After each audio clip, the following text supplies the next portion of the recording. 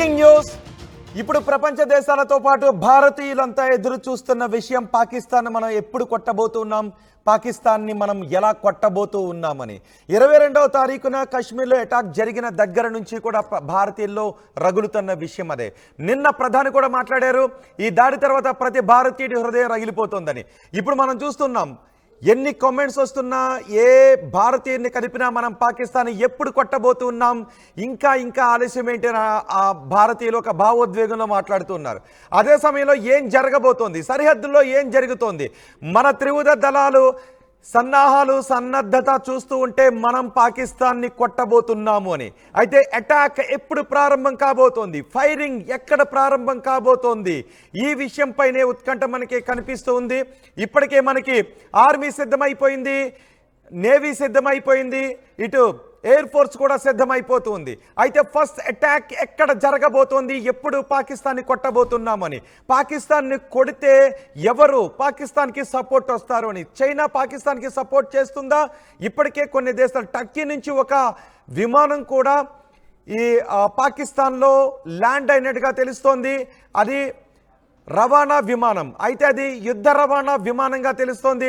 Turkey నుంచి వచ్చిన విమానం పాకిస్తాన్లో ఎందుకు ల్యాండ్ అయింది అని. ఇప్పటికే పాకిస్తాన్ యుద్ధ సన్నాహాలు చేస్తున్నామని చెప్తోంది. మనం ఇప్పటికే యుద్ధాన్ని ప్రారంభించేశామని పాకిస్తాన్ అంటుంది. కానీ మనం మిలిటరీ యాక్షన్ ఎప్పుడు తీసుకోబోతున్నాం? మనం తీసుకున్నటువంటి యాక్షన్ ఏంటి? పాకిస్తాన్ యుద్ధంగా భావించింది నీటి ఒప్పందాన్ని రద్దు చేయడం, సింధు జలాల ఒప్పందాన్ని రద్దు చేయడాన్ని మేము యుద్ధంగా తీసేసుకున్నామని పాకిస్తాన్ అంటోంది. అంతేకాదు మనం సాక్ష్యాధారాలను కూడా సేకరిస్తున్నాం. ఈ ఉగ్రదాడి వెనుక పాకిస్తానే ఉంది అని సాక్ష్యాధారాలను సేకరిస్తున్నాం. అన్ని పక్కాగా సేకరించిన తర్వాత ప్రపంచ దేశాలు పాకిస్తాన్ని సపోర్ట్ చేయకుండా ఒంటరిని చేసి మనం దెబ్బ కొట్టబోతూ ఉన్నాం. ఇప్పటికే మనం ఆర్టీవీ స్క్రీన్ పైన చూడొచ్చు. ఇంపార్టెంట్ అప్డేట్ నేను మీకు చెప్పబోతున్నాను. పాకిస్తాన్తో యుద్ధానికి సిద్ధమైన సమయంలో ఏ క్షణంలోనైనా పాకిస్తాన్పై మనం దాడి చేసే అవకాశం ఉంది. ప్రధాని మోదీతో రక్షణ శాఖ మంత్రి రాజ్నాథ్ సింగ్ సమావేశమయ్యారు. ఈ సమావేశంలో ఎన్ఎస్ఏ, నేషనల్ సెక్యూరిటీ ఏజెన్సీ సలహాదారు అజిత్ దోవల్ కూడా ఈ సమావేశంలో ఉన్నారు. 24 గంటల్లో మోదీతో రాజ్నాథ్ సింగ్ సమావేశం కావడం ఇది 24 గంటల్లో మోదీతో రాజ్నాథ్ సింగ్ రెండోసారి సమావేశమయ్యారు. పాక్ సరిహద్దుల్లో ఇప్పటికీ ఉద్రిక్తతలు కొనసాగుతున్నాయి. ఎల్ఓసి వెంబడి పాక్ కవ్వింపు చర్యలకు పాల్పడుతుంది. ఎల్ఓసి వెంబడి పాకిస్తాన్ సైనికులకు భారత సైనికులకు మధ్య కాల్పులు చోటు చేసుకుంటున్నాయి. ఈ సమయంలో 24 గంటల్లో 2 సార్లు రాజ్నాథ్తో సమావేశం కావడం, త్రివిధ దళాల సన్నద్ధతపై చర్చించడం, ఇవన్నీ కూడా ఫస్ట్ అటాక్ ఎప్పుడు చేయబోతున్నామనే విషయంపైన చర్చ జరుగుతుంది. ఉగ్రవాదుల ఏరివేతకు తీసుకుంటున్న చర్యలపై ఈ సమావేశంలో చర్చించారు. ఇప్పటికే రాజ్నాథ్ సింగ్తో సిడిఎస్ అనిల్ చౌహాన్ కూడా సమావేశమయ్యారు. ఆదివారం రాజ్నాథ్ సింగ్తో బిఎస్ఎఫ్ డీజీ దల్జీత్ సింగ్ కూడా సమావేశమయ్యారు. ఈ వరుస సమావేశాలు ఉత్కంఠను కలిగిస్తూ ఉన్నాయి. ఈ వరుస సమావేశాలు పాకిస్తాన్లో కూడా భయాన్ని కలిగిస్తూ ఉన్నాయి. అందుకే పాకిస్తాన్ చైనా దగ్గరకు పరిగెట్టుకుని వెళుతుంది. చైనా విదేశాంగ శాఖ మంత్రితో పాకిస్తాన్ విదేశాంగ శాఖ మంత్రి సమావేశమయ్యారు. ఇప్పటికే మన యుద్ధాన్ని ప్రారంభించేశాం, నీళ్లతో కొట్టాం పాకిస్తాన్ని. పాకిస్తాన్ ఇప్పుడు గొక్క తిప్పుకోలేకపోతుంది, పాకిస్తాన్ గొంతు ఎండిపోతుంది.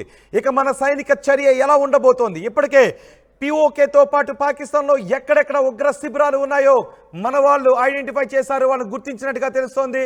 ఆ ఉగ్ర శిబిరాలపై మనం దాడి మొదలు పెట్టబోతూ ఉన్నాం.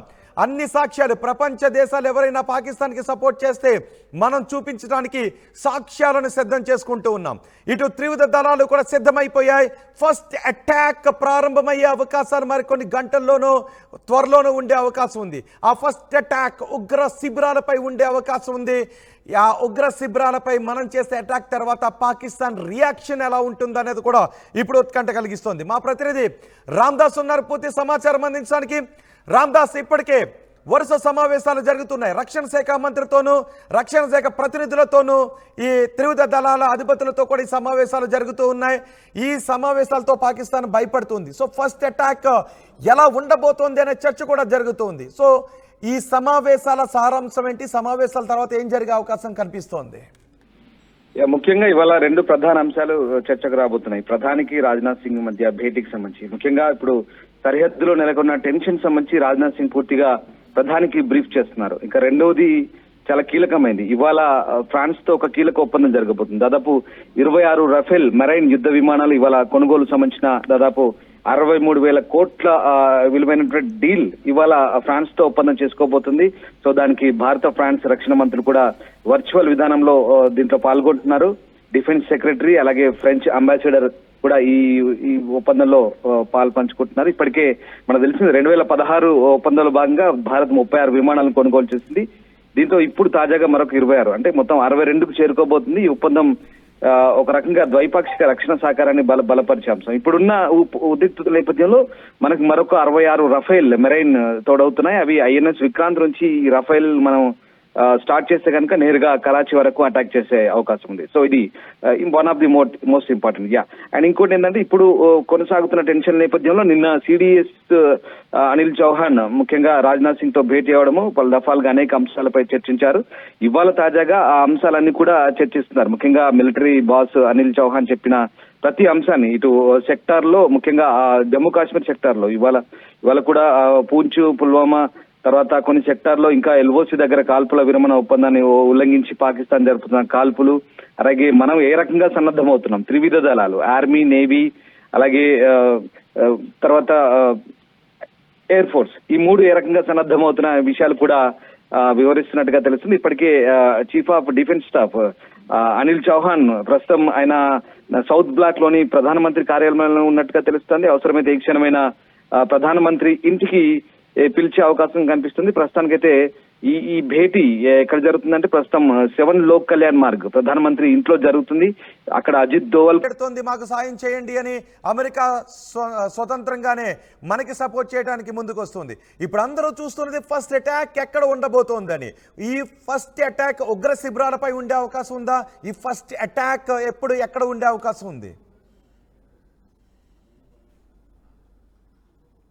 చర్చలు జరిగే అవకాశం ఉంది. ప్రస్తుతం అదే బ్రీఫింగ్ చేస్తారు. మనం ఎక్కడెక్కడ డిప్లాయ్ చేసాం, ఎక్కడెక్కడ మోహరించాం, ఎటువైపు నుంచి మనకు కవ్వింపు చర్యలు వస్తున్నాయి, ఎటువైపు నుంచి మనం ముందుగా దాడికి దిగితే బాగుంటుందనే అంశాలపైన సీరియస్ గా డిస్కస్ చేస్తున్నట్టుగా తెలుస్తుంది.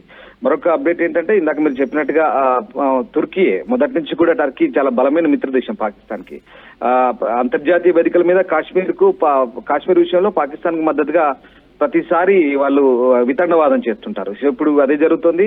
ఇక్కడ ఎప్పుడైతే ఇక్కడ అలజడి వాతావరణం నెలకొందో భారత్ వైపు నుంచి దాడి జరగొచ్చన్న అంచనాలతో పాకిస్తాన్ కొన్ని మిత్ర దేశాలతో ఇప్పటికే బతిమాలుతున్న పరిస్థితి. తమపై అటాక్ చేస్తే తాము ఒంటరిగా ఉంటాము, సహాయం చేయమని కోరుతున్నారు. చైనా విదేశాంగ మంత్రితో పాక్ ఉప ప్రధాని విదేశాంగ మంత్రి దార్ ఆయన కూడా మాట్లాడారు. వాళ్ళని కూడా బతిమాలుకుంటున్నాడు, సహాయం చేయమంటూ. మరోవైపు ఇటు తుర్కీని కూడా బతిమాలంతో వాళ్ళు కూడా C-130 హెర్క్యులస్ విమానాలు కూడా ప్యాక్ లో ల్యాండ్ అయినట్టుగా తెలుస్తుంది. అంటే కొన్ని అవసరమైనటువంటి కార్గోని తీసుకొచ్చిన సమాచారం. అంటే ఇక్కడ ఆయుధ సంపత్తిని మాత్రమే వాళ్ళు సహాయం చేయగలరు, నేరుగా వాళ్ళు మనతో యుద్ధంలో పాల్గొన్నారు. కానీ ఆ రకమైనటువంటి సహాయ సహకారాన్ని కూడా వాళ్ళు అందించబోతున్నారు. సో ఇవన్నీ దృష్టిలో పెట్టుకుని ఇవన్నీ కూడా మొత్తం బ్రీఫ్ చేస్తున్నట్టుగా తెలుస్తుంది. ఇక ఎల్ఓసి దగ్గర ప్రస్తుత పరిస్థితులు మనం ఏ రకంగా ముందుకెళ్లాలి, ముఖ్యంగా త్రివిధ దళాధిపతులు అలాగే అజిత్ దోవల్ వీళ్ళంతా కూడా కలిసి చర్చిస్తున్నారు. పూర్తి స్థాయి అంశాలన్నీ కూడా రివ్యూ చేస్తున్నారు. రామ్దాస్ నా మాట వినిపిస్తోందా? ఎస్ రామ్దాస్, ఫస్ట్ అటాక్ గతంలో సర్జికల్ స్ట్రైక్స్ లాగా ఎక్కడెక్కడైతే ఉగ్ర శిబిరాలు ఉన్నాయో ఆ ఉగ్ర శిబిరాలపై మన అటాక్, ఎందుకంటే అవి ఉగ్ర శిబిరాలు అని చెప్పడానికి కూడా సాక్ష్యాలు సేకరిస్తున్నట్టుగా తెలుస్తోంది. ఆ ఉగ్ర శిబిరాలను టార్గెట్ చేసి అటాక్ చేస్తే పాకిస్తాన్ నుంచి రియాక్షన్ ఉండే అవకాశం ఉంటుందా? డెఫినెట్. అంటే ఉగ్ర శిబిరాలకు సంబంధించి గతంలో మనం బాలాకోట్ దాడులు తెల్లవారుజామున రాత్రే పూర్తి చేసుకుని మనం కంప్లీట్ చేసుకుని రాగలిగాం. అక్కడ అది పాక్ ఆక్యుపైడ్ కాశ్మీర్ గా చెప్తున్నటువంటి వాళ్ళు ఆజాద్ కాశ్మీర్ గా చెప్పుకునే పిఓకేలో మనం ఉగ్ర శిబిరాలపై దాడి చేసినప్పుడు పాకిస్తాన్ మిన్నకుండిపోయింది. అంటే పూర్తిగా అక్కడ అప్పుడున్న ఉద్రిక్తల నేపథ్యంలో మనం తెల్లవారుజామునే రాత్రి ఆ ఆపరేషన్ అంతా కంప్లీట్ చేసుకోబోతున్నాం. కానీ ఇప్పుడున్న పరిస్థితులు వేరు. ఇప్పుడు కంప్లీట్ గా రెండు వైపుల నుంచి కవింపు చర్యలు జరుగుతున్నాయి. రెండు వైపుల నుంచి కూడా యుద్ధానికి సన్నాహకాలు కనబడుతుంది. భారత సైన్యం సంసిద్ధత, అటువైపు ప్రతివ్యూహాలు కూడా ఉంటున్నాయి. ఇక ఓవైపు కౌంటర్ టెర్రరిజం, సరిహద్దు భద్రత బలోపేతం చేయడం పైకి మనం దృష్టి పెట్టాం. సో ఇప్పుడు మనం ఏ రకమైనటువంటి అటాకులు చేయబోతున్నాం, బాలాకోట్ తరహాలోనే అక్కడ శిబిరాలపై అటాక్ చేయబోతున్నామా సర్జికల్ స్ట్రైక్స్ తరహాలో, లేదంటే మనం నిన్న మొన్న చెప్పుకుంటున్నట్టుగా ఇప్పటి వరకు ఈ 4 రోజుల నుంచి జరుగుతున్న పరిణామాలు, నేవీ రెడీ అవుతుంది, ఎయిర్ ఫోర్స్ రెడీ అవుతుంది, ఆర్మీ రెడీ అవుతుంది. అంటే ఇక్కడ మనం సరిగ్గా ఖచ్చితంగా ఊహించలేని పరిస్థితి. భారత్ ఎలాంటి వ్యూహాలతో పోతుందనేది ఇంకా మనం బయట పెట్టలేని స్థితి. సర్జికల్ స్ట్రైక్స్ తో మాత్రమే సరిపెడితే కనుక కేవలం ఇండియన్ ఎయిర్ ఫోర్స్ కు మాత్రమే పని ఉంటుంది. ఖచ్చితంగా నిర్దేశిత లక్ష్యాలు మాత్రమే టార్గెట్ చేసుకొని పని పూర్తి చేసుకొని ఫినిష్ చేసుకొని వచ్చే అవకాశం ఉంటుంది. సో ఆ రకమైనటువంటి టార్గెట్లే ఉంటాయి. ఇప్పటివరకు అయితే దౌత్య యుద్ధంతోనే బెంబేలెత్తిస్తున్నాం. తర్వాత సర్జికల్ స్ట్రైక్స్ లాంటివి ఉంటాయా, లేదా త్రివిధ దళాధిపతులు సంసిద్ధత ఉన్న నేపథ్యంలో ముప్పేట దాడి ఉంటుందా, ఏ రకమైన దాడి ఉంటుందనేది మనం ఇప్పుడు ఆ సీక్రెట్స్ రివీల్ చేయలేని పరిస్థితి. ఇప్పటికే సౌత్ బ్లాక్ నుంచి అంటే విదేశాంగ శాఖ కానీ రక్షణ శాఖ కానీ దీనికి సంబంధించిన కంప్లీట్ డీటెయిల్స్ ఏం లీక్స్ ఇవ్వట్లేదు. సో అది మనం చాలా గోప్యంగా ఉంచుతున్నాం. ఎట్లా దాడి చేయబోతున్నాం, సర్జికల్ స్ట్రైక్స్ ద్వారానా లేదంటే నేరుగా వాళ్ళపై అన్ని రకాల ముప్పేట దాడి చేస్తామనేది ఇంకా సస్పెన్స్ ఇంకా. సో ఆ రకంగా ఇదే అంశాలకు సంబంధించి ప్రస్తుతం అక్కడ డిఫెన్స్ మినిస్టర్ అలాగే అజిత్ దోవల్ వీళ్ళంతా కూడా డిస్కస్ చేస్తున్నారు. సో ఏ రకమైనటువంటి వ్యూహాలతో వెళ్ళాలి, ఏ రకమైనటువంటి దాడులతో వెళ్తే సక్సెస్ అవుతాం, కేవలం ఉగ్ర శిబిరాలతో దాడి చేసి సరిపెట్టుకుంటామా, లేదా నేరుగా పాకిస్తాన్ పై ఇంకేదైనా దాడులు ఉంటాయా? సో ఆ రకంగా ప్రస్తుతం ఆ వ్యూహాలకు సంబంధించి డిస్కస్ చేస్తున్నట్టుగా తెలుస్తుంది. సో మొత్తం మీద 26 మంది అమాయకుల్ని ఊచకోత కోసి పొట్టన పెట్టుకున్న పాకిస్తాన్ కి ఏ రకంగా బుద్ధి చెప్పాలి. ఇప్పటికే అన్ని రకాల నిషేధాలు విధించాం, అన్ని రకాల ఆంక్షలు పెట్టాం, ఇటు వాణిజ్యం కూడా రద్దు చేసుకున్నాం, ఒప్పందాలు చాలా వరకు రద్దు చేసుకున్నాం. అవన్నీ యాజ్ వి డిస్కస్ మీకు మనం అంతా తెలిసిన విషయమే. సో ఆ రకంగా ప్రస్తుతానికైతే భారత సైన్యం ఏ రకంగా సన్నద్ధతో ఉన్నాయనే అంశాలపైన ప్రస్తుతం ఈ మంత్రుల మధ్య అదే రక్షణ మంత్రి ప్రధానమంత్రికి బ్రీఫ్ చేస్తున్నారు. అండ్ అలాగే ఈ రాఫెల్ కూడా మనకి ఇప్పుడు తోడు కాబోతున్నాయి, మరొక 26 రాఫెల్ యుద్ధ విమానాలు. సో ఆ రకంగా మనం ఇప్పటికైతే అన్ని రకాల సన్నద్ధతో ఉన్నాం. సో అది ఏ రకంగా దాడులు ఉంటాయని మాత్రం సస్పెన్స్. సో అది ఎప్పుడు ఏ రకంగా ఏ రూపంలో ఉంటాయని మాత్రం జస్ట్ వెయిట్ అండ్ సీ అంతే. రైట్ రామ్దాస్, మొత్తానికి పాకిస్తాన్తో ఎలాంటి పరిస్థితులనైనా ఫేస్ చేయటానికి మొత్తం మన త్రివిధ దళాలు కూడా సిద్ధమైపోయి ఉన్నాయి. అటు నౌకాదళం, ఎయిర్ ఫోర్స్, ఆర్మీ మొత్తం త్రివిధ దళాలు కూడా యుద్ధ సన్నద్ధతను ప్రకటించి ఉన్నాయి. ఇప్పటికే పాకిస్తాన్ భారత్ మాతో యుద్ధం మొదలు పెట్టేసిందని అంటూ ఉంది. ఎప్పుడైతే మనం నీళ్లను ఆపేశామో అప్పటి నుంచి పాకిస్తాన్ యుద్ధం మొదలు పెట్టేసింది మాపై భారత్ అని చెప్తుంది. నీళ్లను ఆపితే మేము యుద్ధ ప్రకటనగానే మేము తీసుకుంటామని పాకిస్తాన్ అని అంటుంది. అదే సమయంలో భయంతో ప్రపంచ దేశాల ముందుకు వెళ్తోంది. ఎవరైనా కలగజేసుకోండి, ఎవరైనా మధ్యవర్తిత్వం వహించండి, ఒక వేదిక పైన, ఒక తటస్థ వేదిక పైన నిజాలను తేల్చండి అంటూ పాకిస్తాన్ అన్ని దేశాల దగ్గరకు తిరుగుతుంది. ఇటు చైనా విదేశాంగ శాఖ మంత్రితో కూడా పాకిస్తాన్ విదేశాంగ శాఖ మంత్రి మాట్లాడిన పరిస్థితి ఉంది. ఈ సమయంలో ఫస్ట్ అటాక్ ఏ విధంగా ఉండబోతోందని, ఎందుకంటే మనం యుద్ధ సన్నద్ధతను ప్రారంభించాము, యుద్ధానికి సిద్ధమైపోయి ఉన్నాము. కానీ ఇప్పుడు ఎలా కొట్టబోతున్నాము పాకిస్తాన్ని అనేది మాత్రం రహస్యం. ఎలా కొట్టబోతున్నాం అనేది శత్రువు కూడా అందరి విధంగా మనం తీసే దెబ్బ ఉంటుంది. ఇప్పటి వరకు మనం చేసినటువంటి సర్జికల్ స్ట్రైక్స్ కావచ్చు, పాకిస్తాన్ పై చేసిన ఈ surgical strikes, Balakot surgical strikes, ఇవన్నీ కూడా పాకిస్తాన్కి తెల్లారేలోపే కంప్లీట్ అయిపోయి మనం పని ముగించుకుని వచ్చేసాం. ఇప్పుడు పాకిస్తాన్ సైనిక స్థావరాలను కొడతామా, పిఓకే అవతల వరకు పాకిస్తాన్ సైనికులను తరుముకుని వెళ్తామా, పీఓకేలో ఉన్న ఉగ్ర స్థావరాలపై మనం దాడి చేస్తామా, మనం వేయబోయే ఆ అటాక్ ఏ విధంగా ఉండబోతుందని ప్రపంచ దేశాలు ఎదురు చూస్తున్నాయి. ఎందుకంటే మోదీయే క్లియర్గా చెప్పారు. మోదీ బీహార్లో చాలా క్లియర్గా చెప్పారు. నిన్న కూడా మన్ కీ బాత్లో మోదీ చాలా క్లియర్గా చెప్పారు, మా పౌరులపై చేసిన దాడిని మేము మర్చిపోము. ప్రతి పౌరుడు కూడా కోపంతో రగిలిపోతూ ఉన్నాడు, రక్తం రగిలిపోతూ ఉందని. బీహార్లో మోదీ ప్రపంచ దేశాలకు అర్థమయ్యే లాంగ్వేజ్లో పాకిస్తాన్కి గట్టి వార్నింగ్ ఇచ్చారు. ఇంగ్లీష్లో కూడా చెప్పారు, మేం దెబ్బ కొట్టబోతున్నాము అని, మేం ప్రతీకారం తీర్చుకోబోతున్నాము అనే విషయాన్ని చాలా స్పష్టంగా చెప్పారు. ఇప్పుడే వరుసగా సమావేశాలు రక్షణ శాఖ మంత్రి దగ్గర నుంచి త్రివిధ దళాలకు చెందిన అధిపతులతోనూ మొత్తం వరుసగా సమావేశాలు నిర్వహిస్తూ ఉన్నారు. రాజ్నాథ్ సింగ్ తోనే 24 గంటల్లో 2 సార్లు సమావేశాన్ని నిర్వహించారు. రక్షణ శాఖ మంత్రితో 2 సార్లు సమావేశాన్ని నిర్వహించారు. ఇవన్నీ కూడా మన యుద్ధానికి సన్నద్ధమైపోయి ఉన్నాం. అటు నౌకాదళం కూడా మిసైల్స్ ని ప్రయోగిస్తోంది. నౌకాదళం మిసైల్స్ ని ప్రయోగించడం కాదు, మిసైల్స్ ని టెస్ట్ చేస్తుంది. మిసైల్స్ ని టెస్ట్ చేస్తున్నటువంటి దృశ్యాలను కూడా నౌకాదళం ట్విట్టర్లో పోస్ట్ చేసింది, సామాజిక మాధ్యమాల్లో మన నౌకాదళం పోస్ట్ చేసింది.